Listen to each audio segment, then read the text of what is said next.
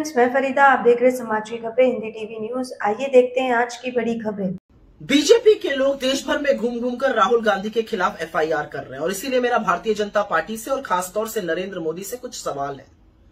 वो किसके लोग थे, वो किसके समर्थक थे, वो किस पार्टी के लीडर थे जिन्होंने पश्चिम बंगाल में पगड़ी पहने हुए एक सिख ऑफिसर को खालिस्तानी बताया था?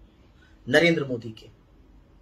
वो कौन था जिसने 700 किसानों की शहादत जब अपना हक मांगते हुए हुई और अधिकतर उसमें से हमारे सिख भाई थे, कहा था मेरे लिए थोड़े ही मरे हैं? नरेंद्र मोदी ने।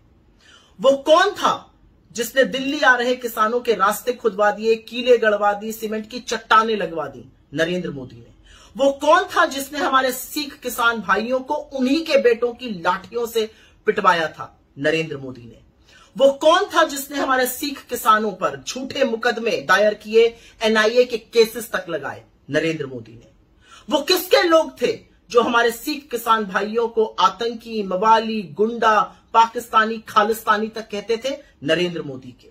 वो किसके लोग हैं, किस पार्टी के लोग हैं जो आज तक ये कहते हैं कि हमारे अन्नदाताओं का जो आंदोलन था उसका समर्थन और उसकी फंडिंग खालिस्तानियों ने की थी? नरेंद्र मोदी के। वो कौन था जब पंजाब से वापस आया तो कहा मैं अपनी जान बचाकर सुरक्षित वापस आ गया हूं? नरेंद्र मोदी ने यह कहा था। क्या आपने 3.5 करोड़ पंजाबियों को अपनी जान का दुश्मन माना था? क्या आपने उनकी अस्मिता पर सवाल नहीं उठाया था? राहुल गांधी के खिलाफ आपके जो एफआईआर है वो आपकी कुंठा जरूर दिखाता है।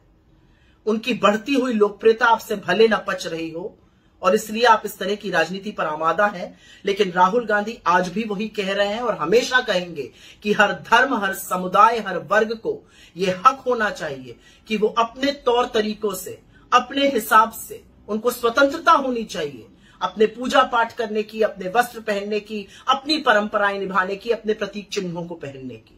और ये बात इस देश का हर व्यक्ति समझता है, हमारे सिख समुदाय के लोग समझते हैं। आप कितने भी उनके बयानों को काट छाट कर प्रस्तुत करने की कोशिश करिए, राहुल गांधी ने न तब गलत कहा था और वो बार बार ये बात कहेंगे, क्योंकि इस देश में ये हक सबको मिलना चाहिए। क्या आपका एनजीओ है और काम करने के लिए डोनेशन चाहिए, लेकिन 12 ATG सर्टिफिकेट नहीं होने की वजह से डोनेशन नहीं मिल पा रहा है? तो आप RTI SK एजेंसी से संपर्क करें। RTI SK एजेंसी से संपर्क करके 12 ATG सर्टिफिकेट बनवा सकते हैं।